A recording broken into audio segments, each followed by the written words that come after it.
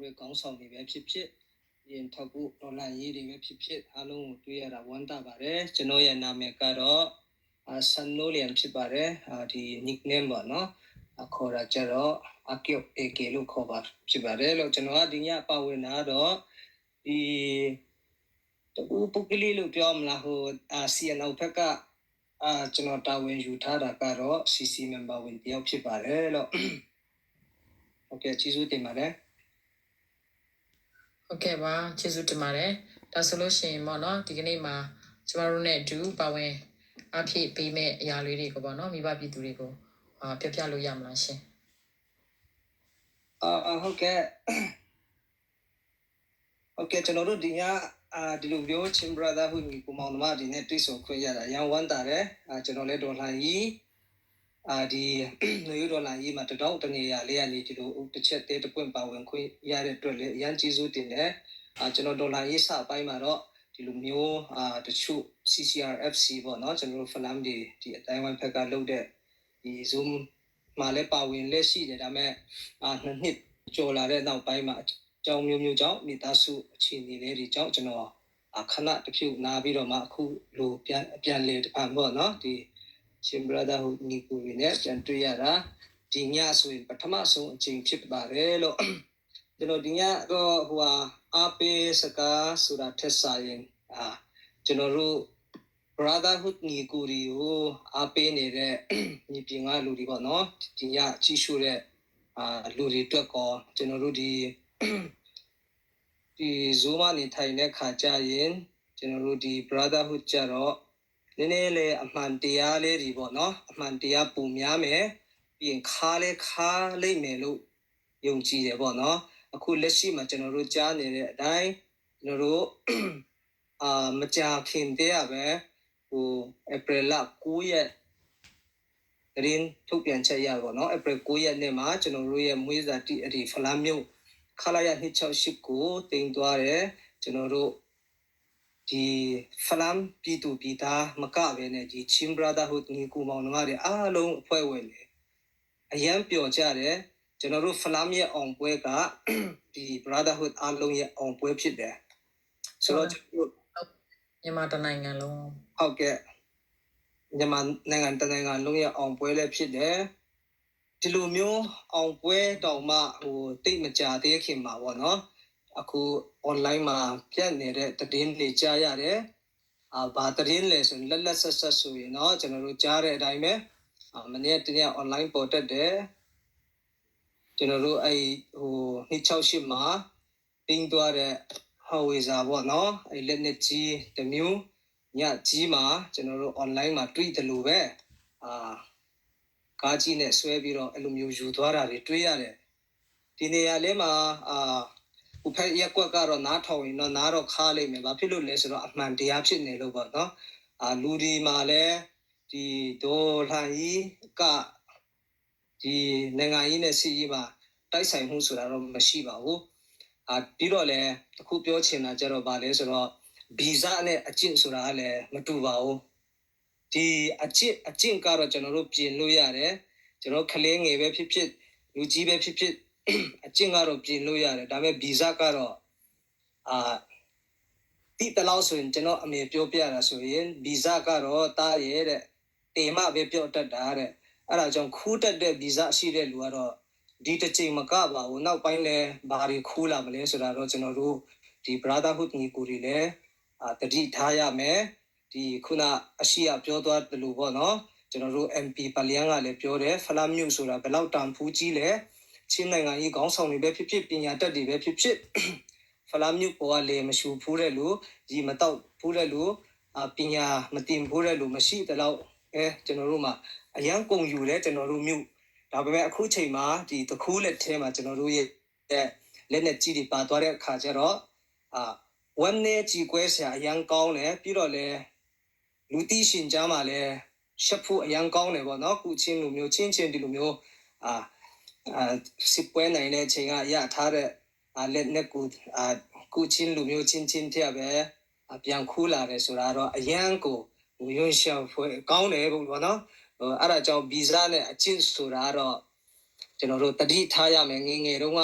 signboard ကတ်ထားတယ်လို့ပေါ့တတိမခူးရဆိုတဲ့တစ်ပင်မခူးရဆိုတဲ့ဟာမျိုးနဲ့ကျွန်တော်တို့ချင်းပြည်တပြည်လုံးမှာမခူးရဆိုပြီးတော့ကျွန်တော်တို့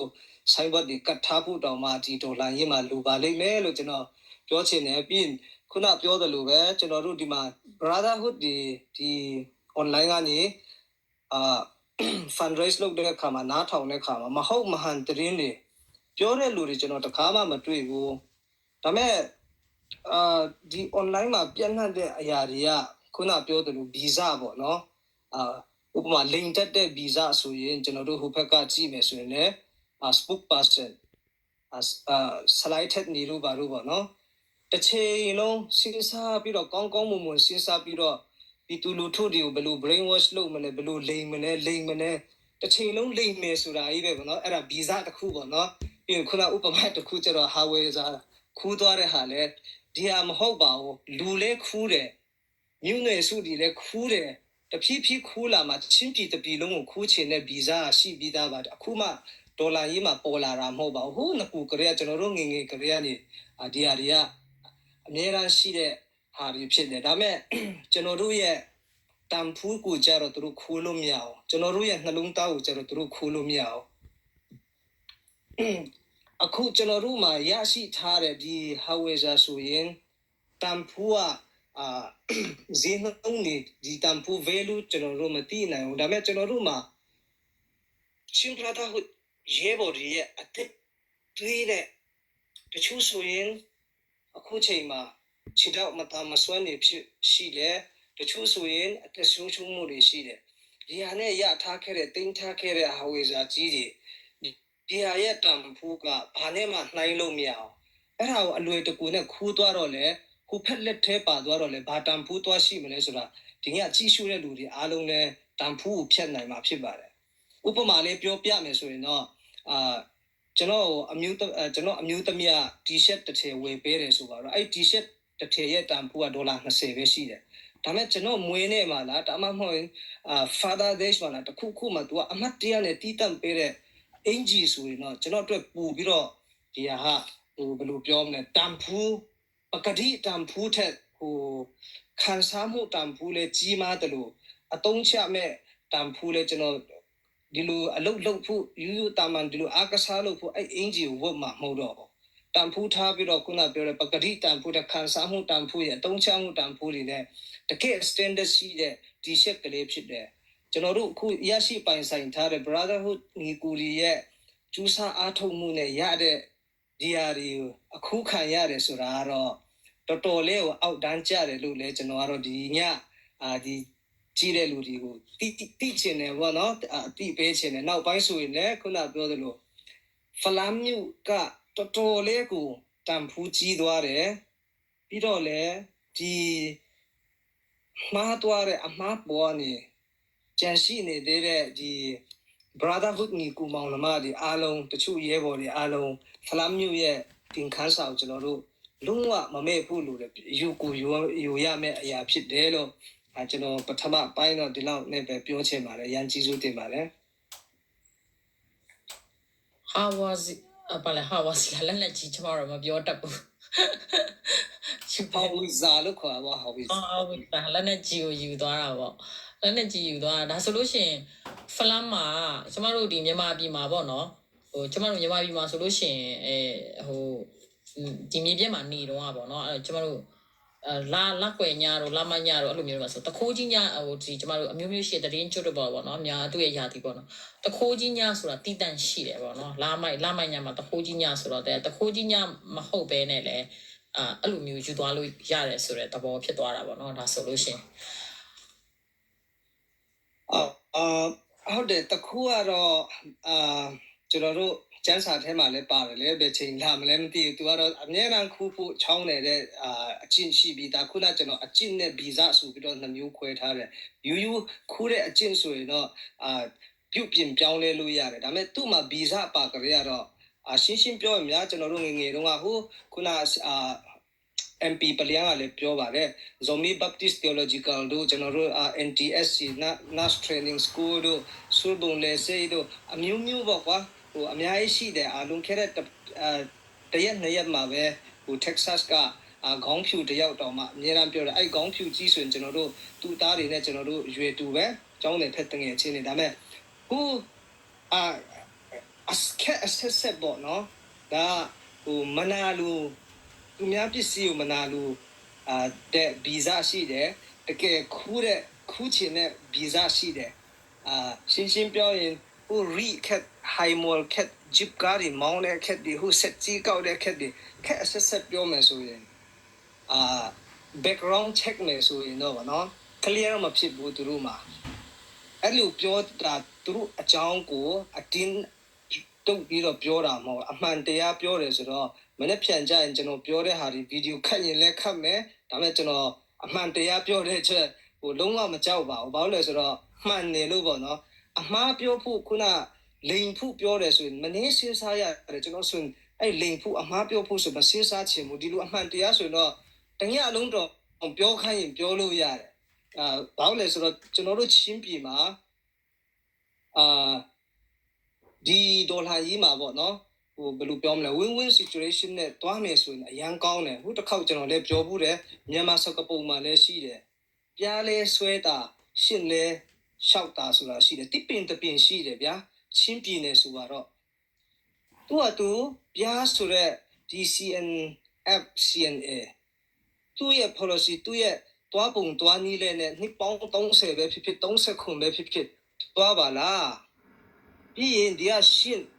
ကျွန်တော်တို့လည်းဒီဒေါ်လာရေးတိုင်းတွားပါလားအခုကမဟုတ်ဘူးသူကမောင်ပိုင်စီးပြီးတော့အဲ့တစ်ပင်တစ်ပင်ကိုပြားလဲမဆွဲခိုင်းဘူးရှင်းလဲမတွားခိုင်းဘူးအကုန်လုံးမောင်ပိုင်စီးအမြစ်ကနေပဲသူကထုတ်တော့မလားအဲ့တစ်ပင်ကြီးကိုပိုင်ဆိုင်ချင်တာလားအဲ့ဒါလဲသူ့ရဲ့ဗီဇပါပဲအဲ့ဒါကြောင့်ဒီညနားထောင်တဲ့ချင်းဘရာဒါဟူအမခန်ဒီထောက်ဖို့ရဲဘော်များပြီးရင် ground မှာရှိတဲ့ခေါင်းဆောင်များအားလုံးကျွန်တော်ကတော့ပြောချင်တယ်ဒီဗီဇကတော့ကျွန်တော်အမေပြောသလိုပဲ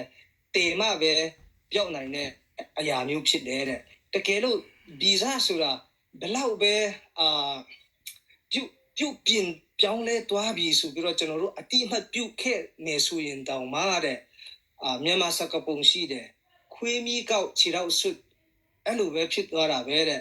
အဲ့ဒါတော့အချိန်တိုင်းသူ့ရဲ့ဗီဇပြန်ပေါ်လာတယ်အဲ့ဒါကြောင့်ဗီဇကတော့ဖြောက်လို့မရဘူးစပွဲပေါ်လဲ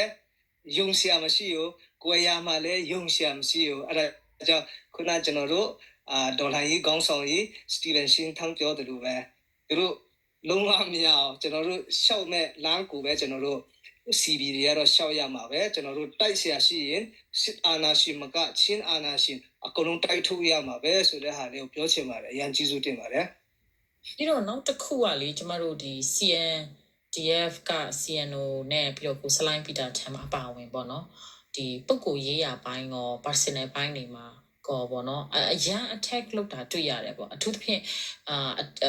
attack လုပ်တာလားသူတို့ကတော့အမှန်တရားပြောတယ်လို့ပြောတယ်ပေါ့နော်ဒီCNO CNDF ကိုစလိုင်းပီတာထမ်ပါဝင်အားလုံးကပေါ့နော်ဒီဘိန်းမောင်ခိုတွေလုံနေကြတယ်ဆိုတဲ့အကြောင်းပြီးကြလို့ရှိရင်ဘိန်းမောင်ခိုရဲ့ဘယင်ရဲ့အိမ်ဆိုတဲ့အကြောင်းပေါ့နော်အိမ်ဟိုပါတက်ပြီးတော့မှဗီဒီယိုတွေရိုက်တော့ငါတို့ပစ္စည်းတွေတခုမှမယူဘူးနော်ငါတို့ CNA ကတခုမဟုတ်ဘူးနော်ဆိုပြီးတော့မှသူတို့ထဲကခေါင်းဆောင်လာမသိဘူးဒါမှမဟုတ်ရဲဘော်တယောက်လာမသိဘူးပေါ့နော်အဲ့လိုမျိုးတက်ပြီးတော့မှဓာတ်ပုံတွေရိုက်ဗီဒီယိုတွေရိုက်အိမ်ပေါ်တက်လိုက်အောင်ဆင်းလိုက်ပေါ့နော်သွားတဲ့အနေအထားမျိုးတွေလည်းတွေ့ရတယ်ပေါ့နော်ဆိုတော့အဲ့ဒါလေးတွေလည်းတစ်ချက်ရှင်းပြလို့ရမလားတကယ်ပဲ CNDF ကဘိန်းမှောင်ခိုလောက်တာလားခေါင်းဆောင်ပိုင်းတွေကရောဒီဘိုင်းတွေမှာပါဝင်ပတ်သက်မှုတွေရှိနေလားသူတို့ဆွဆွဲတယ်လို့ပဲပေါ့နော်မညံကြတခုဟိုထက်လိုက်မယ်ဘလောက်အချင်းရုပ်လဲဆိုဟိုဆက်ပီတာထံအမျိုးသမီးရဲ့အောက်ခံပေါင်းပြီးတော့မနဲ့တော့မတရော်ပြလို့လိုက်သေးတယ်နော်ဘော်လီတို့ဘာလို့အဲ့လောက်ထိတော့ရုပ်ညံ့တဲ့သူတွေပါလို့ဟုတ်ကဲ့စပြောပါစေကဲအဲ့ဒီကိစ္စတော့ဘယ်လိုအစအနေပြောမလဲဆိုရင်တော့ဒီဒေါ်လာကြီးမှာကျွန်တော်တို့ဒီဟွမ်ငေါရမ်ကိုတော်တော်များများကတော့ဒီသူတို့ပြောပါတယ်ဟွမ်ငေါရမ်ကိုအရင်တိုက်လို့ CNDF ကအဲ့ဒါကြောင့်ဒီတိုက်ပွဲတွေစတာပါဘာညာပြောတာအမှန်တော့ဟိုစဉ်းစားနိုင်တဲ့လူတွေကတော့စဉ်းစားတတ်မှာပါ ကျွန်တော်တို့စစ်ပွဲဒီစကားစားဒီစစ်ပွဲဒီဖော်ဆောင်နေမြို့သိမ်းတိုက်ပွဲဒီဖော်ဆောင်နေတဲ့ချိန်မှာ CNA CNF ကပါလုပ်တယ်နေရတကာမှာပါလေရကိုလို့ပြီးတော့ဟိုဖက်မှာလည်းသူ့ရဲ့ flag တင်လိုက်ဟိုဖက် KKG နဲ့တင်လိုက်ဟိုအမျိုးမျိုးမှာသူကပါလေရကိုလို့ပြီးတော့နာမည်ခံလောက်နေပဲလုပ်တာပါဒါပေမဲ့ဟိုငေါရမ်းကိုလုပ်တယ်ဆိုတဲ့ချိန်မှာလည်းသူတို့ကအမှန်တကယ်တော့1600စီနေလို့ပြောမှာပေါ့နော်သူတို့ရဲ့ view ဟာပေါ့ခုနစတီဗန်ရှင်းထန်ကလည်းပြောပါတယ်ဒီဒေါ်လာရေးကာလတစ်လျှောက်လုံးမှာသူကလက်နဲ့ခဲရန်ရောအကုန်လုံးစုထားပြီးတော့ဘယ်သူမှမတိုက်ဘဲနဲ့ကျွန်တော်တို့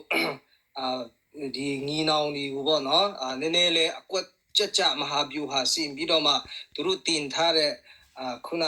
တခုဗီဇတွေအဲ့ဒီအချင်းတွေပေါ့နော်ကျူတင်ပြင်ဆင်ထားတာပါပြီးရင်ခုနကျွန်တော်ပြောပြီးပြီစီမှာတိုက်ဆိုင်မှုဆိုတာလုံးဝမရှိပါဘူးကျွန်တော်တို့ဟောငေါရမ်တိုက်တာနဲ့ဒီလိုက်လက်ကိစ္စကျွန်တော်တို့ရဲ့ဌာနချုပ်သိန်းနာရီပြင်သူတို့တောက်လျှောက်လာတဲ့အရာတွေတိုင်ငင်ဖက်ဒီအခုလက်ရှိအရာတွေကြည်ရင်နဲ့ကျွန်တော်တို့ပီတာသန်းနာမျိုးခံပြီးတော့ဘင်းမှောင်ခုလောက်ခိုင်းတာဒီဘာရင်းညာတွေပြင်ဟိုကဘာတိအောင်blacklist ဖြစ်အောင်ကျွန်တော်တို့ဟိုအရောက်မြန်မာလူဆိုတော့အရောက်ပုတ်ချင်တာပေါ့ဗျာလုံးဝကိုကျွန်တော်တို့ CNDF ကိုအမြင်ကတ်တယ်အမြင့်ဖြုတ်ချင်တယ်ဒါပေမဲ့သူတို့ဌာနချုပ်ကိုတင်လို့ရမယ်ဖလမ်မြို့ကိုခူးယူလို့ရမယ်ခုနတင်းစီထားတဲ့ဟောင်ဝေဇာလူမျိုးလက်နဲ့ကြီးတွေကိုတင်းစီလို့ရမယ်ဒါပေမဲ့ဖလမ်ပြည်သူပြည်သားတွေရဲ့စိတ်ဓာတ်နဲ့နှလုံးသားတော့ဘယ်တော့မှတင်းလို့မရဘူးဆိုတာတော့ဒီရားပြောချင်ပါတယ်တော့ဟုတ်ကဲ့ပါကျေးဇူးတင်ပါတယ်အခုချိန်မှာပေါ့နော်ဖလမ်ပြည်သူတွေနဲ့အတူပေါ့နော်ဒီဖလမ်ရဲ့အမာခံထောက်ဖို့ supporter တွေရဲ့စိတ်နေစိတ်ထားနဲ့ပြီးကြလို့ရှိရင်ဒီမြို့ပေါ်မှာရောပြည်သူတွေမရှိတော့ဘူးလားပြီးကြလို့ရှိရင်ပြည်သူတွေကဘယ်လိုအခက်ခဲတွေရင်ဆိုင်နေရလဲဆိုတာကိုလည်းပြောပြလို့ရမလားရှင်ဒီကိစ္စမှာတော့ကျွန်တော်ကဒီ ground ရဲ့အတွင်းရေးတွေကြတော့တိကြတော့မတိတဲ့အတွက်ကြောင့်ဟိုမတိတဲ့ဟိုမတေချာတဲ့ဟာတော့ဘာပဲဖြစ်ပေါ့နော်ဟိုကကျွန်တော်တို့မှာပြောရေးဆိုခွင့်ပုဂ္ဂိုလ်တွေလည်းရှိတဲ့အတွက်ကြောင့်ကျွန်တော်ဒီညထိုင်တဲ့အရာတော့ပုဂ္ဂလိကလို့ပေါ့နော် personal နဲ့ထိုင်တဲ့ခါကျတော့ဟိုနောက်ဆုံး update သတင်းတွေလည်းကျွန်တော်မှရရှိထားမှုဘာမှမရှိတော့အတိအကျတော့ဒီ flam မြို့ပေါ်သတင်းရဲ့ပြည်သူလူထုတွေထွက်ပြေးကြအကုန်လုံးပြေးလာရှိသေးလားဆိုတာတော့ကျွန်တော်အတိအကျမသိတဲ့မဲခွန်းဖြစ်တဲ့အတွက်ဖြေလို့မရပါဘူးခင်ဗျဟုတ်ကဲ့ပါနိုင်ငံခြားမှာရှိတဲ့ထောက်ပို့ supporter တွေရဲ့အခြေအနေရောအဲ့ဒါလေးတော့ပြောပြလို့ရမှာရှင်ဟုတ်ကဲ့နိုင်ငံခြားမှာရှိတဲ့ဒီ flam ပြည်သူတွေရဲ့စိတ်နဲ့စိတ်ထားနဲ့ဒီဟာကြတော့နှမျိုးနဲ့ပြောလို့ရတယ်ပထမတစ်ချက်ကတော့လူသားထဲကလူသားတွေပေါ့နော် emotion ခံစားမှုရှိတယ်ခံစားကြတယ်ဒါပေမဲ့ဒုတိယတစ်ချက်မှာတော့ဒီခံစားမှုကနေမှတစ်ဆင့်ကျွန်တော်တို့ကစိတ်အားထက်သန်မှုပေါ့နော်ဝေါဆိုပြီးတော့ကျွန်တော်တို့အရင်တော့ခုနခုလည်းပြောပါတယ်အရင်တော့ highlight လုပ်တဲ့လူတွေဒေါ်လာ20ထဲတဲ့လူတွေ50ဒါက XX ဖြစ်သွားတာပေါ့နော် double ဖြစ်သွားတယ်ကျွန်တော်တို့ရဲ့စိတ်ထဲမှာရန်သူမှန်းဒီຫນွေဥဒေါ်လာရေးမှာအဖြူအမဲတဲတဲကွဲကွဲကိုတည်သွားတဲ့အတွက်ဖလမ်ပြည်သူပြည်သားတွေဒီထောက်ပူအစပေါ့နော်ကျွန်တော်တို့အတွက်ကတော့အရန်ကို surprise ဖြစ်သွားတယ် wow ဖြစ်သွားတယ်ပေါ့နော်ဟိုနောက်ထပ်တစ်ဆင့် double ဒီကျွန်တော်တို့ဗာဆက်လုပ်တင်တယ်လေဥပမာရန်သူတွေ့ရင်ရန်သူဝတ်သက်ပေးပြီးတော့ဆူတောင်းပေးအောင်မလားလက်တွဲနှုတ်ဆက်မလားမရတော့ဘူးအဲ့ဒါနောက်ဆုံးပဲဖြစ်တယ်ဒီຫນွေဥတော်လှန်ရေးမှာကျွန်တော်တို့ဒီကိစ္စကတော့ပထမနဲ့နောက်ဆုံးဖြစ်တယ်အဲ့ဒါကြောင့်ရှိဆက်ပြီးတော့ဖလမ်ပြည်သူပြည်သားတွေကျွန်တော်တို့မယူဒီလိုယူတာမယူတာတင်တော့လုတ်တဲ့အရာကတော့ဆက်လို့ရတော့မယ်ဆက်လဲလုတ်နေကြပြီဒီကျွန်တော်တို့ဖလမ်ပြည်သူတယောက်တည်းမဟုတ်ဘူးကျွန်တော်တို့ရဲ့မဟာမိတ်တွေအားလုံးနဲ့လည်းကျွန်တော်တို့ဒီဂျုံတွေ့ရတဲ့သင်ခန်းစာတွေအပေါ်မှာကျွန်တော်တို့ lecture ထပ်ပေးပြီးတော့ကျွန်တော်တို့ရဲ့ mistake တွေက lesson ပြန်ယူပြီးတော့အားလုံးဒီစစ်အာဏာရှင်ချင်းအာဏာရှင်ကိုတိုက်ထုတ်မောင်းထုတ်ဖို့ကျွန်တော်တို့တာဝန်အသိရှိပါတယ်လို့ခုနဝတ်သက်သွားတယ်ဆိုတဲ့ကိစ္စနဲ့ပတ်သက်ပြီးတော့မှာပေါ့နော်အဲ့ဒါလည်းအရန်ကို CV supporter တွေကြားထဲမှာ comment တွေမှာရော media ဘိုင်းမှာရောကျမတို့တွေ့တယ်လေဒီကျမတို့တောက်လျှောက်ပေါ့နော်ခိုက်ကတ်မှာလည်းအတူတူစစ်ကြောင်းနှစ်ကြောင်းထိုးပြီးတော့မှစက်ကဆောက်အတူတူတိုက်နေတယ်ဆိုပြီးတော့မှလည်းသတင်းတွေထွက်ပေါ်နေတယ်တစ်ချိန်တည်းမှာပဲတစ်ဖက်မှာလည်းဒီဝက်သက်ပေးတယ်ပေါ့နော်သူတို့လာတဲ့အခါမှာအဲ့ခံပေးတယ်ဝက်သက်ပေးတယ်ဆိုတာလည်းကျမတို့ကြားရတယ်အဲ့ဒီမှာပဲနောက်နေ့မှနက်မှာပဲစခန်းပါသွားပြီဆိုပြီးတော့မှကြားရတဲ့အပေါ်မှာပေါ့နော်ဘလူဒီသူလုံးဝဒီမြေပြင်ကသူတွေကမတိတာပေါ့နော်သူတို့တွေကတိုက်ခိုက်မယ်ဆိုတာလုံးဝမတိပဲနဲ့ကိုကောင်းကောင်းမွန်မွန်ဝတ်တက်ပြီးတော့မှညီကိုမောင်နှမတစ်ဖွဲအခန့်ကျွေးမွေးလိုက်တဲ့ပုံစံမျိုးပေါ့နော်ဒါဆိုဟုတ်ကဲ့အဲ့လိုပုံစံမှာပဲ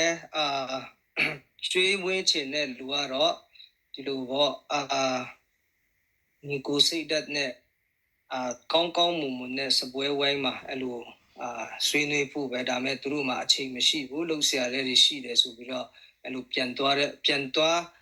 ရောင်ဆောင်ပြီးတော့မှအဲ့လိုဌာနချုပ်ဘက်ကိုဝင်သွားတယ်တိုက်ခိုက်သွားတယ်ခုနပြောသလိုပဲအခုကတော့အခုတည်းမြဒီဗီဇရှိတဲ့လူကတော့ဘယ်ချိန်မှာဘယ်လိုသူ့မှာအကြံစီရှိပြီးသားမတော်တဆခူးမိတယ်ဆိုတာမျိုးကမရှိပါဘူးမတော်တဆလုံးမိတယ်ဒီစစ်ရေးနဲ့နိုင်ငံရေးမှာတိုက်ဆိုင်မှုကလုံးဝမရှိဘူးကြံစီမှုကြီးပဲမဟာဗျူဟာပေါ့နော်စီစကားနဲ့ပြောရရင်တော့ဒါသူတို့ရဲ့တကယ်မဟာဗျူဟာပါလို့ဟုတ်ကဲ့ကျေးဇူးတင်ပါတယ်အခုလိုပါဝင်ပေးတဲ့အတွက်ကြောင့်မို့လို့ဆမညညရဲ့ကျွန်တော်မိခွန်းတစ်ခုလောက်ထပ်မေးလို့ရမလားဆရာကိုရဲ့ကေဂျုံတော့ပေါ့ဟုတ်ကဲ့ပါမေးပါOkay. ကိုယ့်ရဲ့ကျွန်တော်ပေါ့လေဒီဆိုဘုံလေးစစ်အကြောင်းလည်းနည်းနည်းပြောပါအောင်ဗျခဏဆယ်မညံ့လည်းနည်းနည်းတော့ပြောသွားတယ်သူဆိုဘုံလေးစိတ်ကဘာကြောင့်ဒီလောက်တော့မှအညွန့်တကြီးပေါ့လေဖြက်စီးကြတယ်လဲဆိုတာလေဖြက်စီးတယ်နောက်ဆိုဘုံလေးကိုယ်နဲ့ပစ္စည်းတွေမှတမျှထိုင်ခုံကအစပေါ့လေထိုင်ခုံကအစမကြံအကုန်လုံးယူသွားတယ်နောက်ပြီးတော့မှဒီပီတူရီကနေပြမဒီတိဆောက်ထားတဲ့အရာတွေမီလီယံနဲ့ချီပြမဒီစားပေါ့လူတန်းနေနဲ့လှုပ်ထားတဲ့တိဆောက်ထားတဲ့အရာတွေလည်းအကုန်လုံးဖြတ်စီးသွားတယ်ပေါ့လေပြီးရင်ဖလမ်စီယုံထဲမှာလည်းကျွန်တော်ကြားတာပေါ့နော်မှန်တော့မသိဘူးမက်ဖလမ်စီယုံထဲမှာရှိတဲ့တန်ဖိုးရှိတဲ့စီးတွေအကုန်လုံးလည်း Victoria Camp ကိုရောက်သွားပြီလို့ကြားတယ်အဲ့ဒါတွေကနည်းနည်းလေးဘာကြောင့်များဒီလောက်တော့မှသူတို့ပေါ့လေလုတ်တယ်လဲပေါ့လေအဲ့ဒါတွေကဆက်အကေတို့ဖလမ်တားရအနေနဲ့ရောဥစ္စာပေါ့လေဘယ်လိုခံစားချက်ရှိလဲဘာကြောင့်လုတ်တယ်လဲဆိုတာလေးနည်းနည်းလေးထပ်ပြီးမှရှင်းပြပေးပါဦးတခါတည်းမှာပဲဒီမှာအားလုံးကြားအောင် comment လေးပါဖတ်ပေးလိုက်မယ်နော် CNF ကနေပြီးတော့မှဖလန်မြို့ကနေပြီးတော့မှအဲ့ဒီစူပေါင်းလေရင်ကွင်းထဲက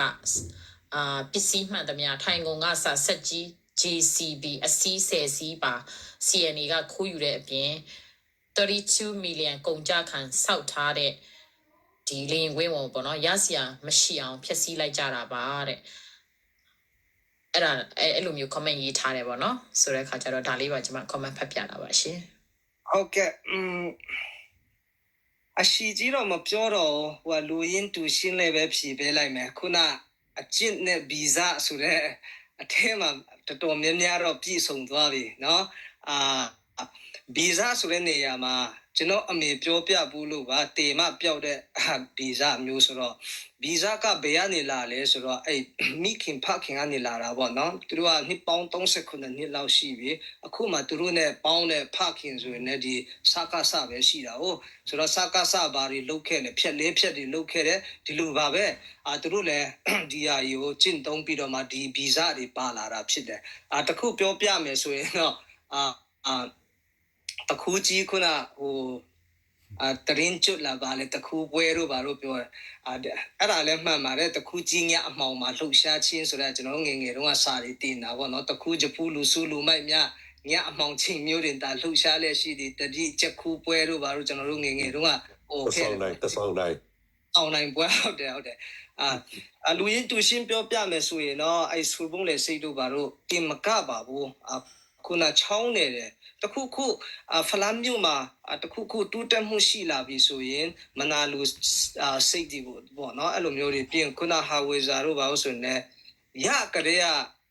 ငငယ်တုန်းကကလေးစကားနဲ့ပြောမယ်ဆိုရင်တည်ကြနေပြီပေါ့နော်ဒါမဲ့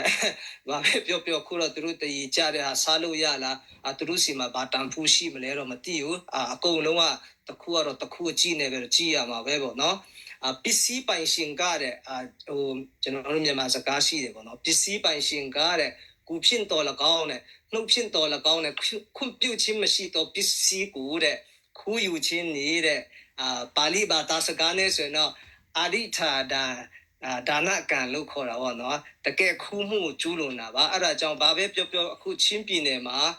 သူတို့တွေရဲ့လုပ်ရက်တွေဟာဒီခူးမှုမြောက်သွားပါတယ်ဘယ်လိုပဲပြောသူတို့ကဖလမ်မျိုးလုံခြုံရေးယူပေးတယ်ပဲပြောသူတို့ပြစ်ထားလို့ပဲပြောကျွန်တော်တို့ပစ္စည်းပိုင်ရှင်ကဖလမ်ပြည်သူပြည်သား CNO CNDF ဖြစ်တယ်ပိုင်ရှင်ကကူဖြင့်တော်၎င်းကျွန်တော်နှုတ်ဖြင့်တော်၎င်းခွင့်ပြုချက်မရှိဘဲနဲ့ယူသွားတယ်ဆိုတော့ယူသွားတဲ့လူကတခုပါပဲအဲအကြောင်းချင်းပြည်သူတပ်အားလုံးဒီတခုသတိထားကြပါလို့ကျွန်တော်ဒီညပြောချင်ပါတယ်လို့ဟုတ်ကဲ့ပါကျေးဇူးတင်ပါတယ်ဒါဆိုလို့ရှိရင်ကိုစတီဗင်စန်တန်ကိုပြန်လဲပြီးတော့မှဖိတ်ခေါ်လို့ရမလားမသိဘူးเนาะကိုစတီဗင်စန်တန်အရှင်ရှိသေးလားမသိဘူးเนาะကိုကေဒါဆိုလို့ရှိရင်ကျမတို့ဟုတ်ကဲ့ကျွန်တော်နောက်ဆုံးနေနဲ့တခုထပ်ပြောချင်တာတော့ဗာလဲဆိုတော့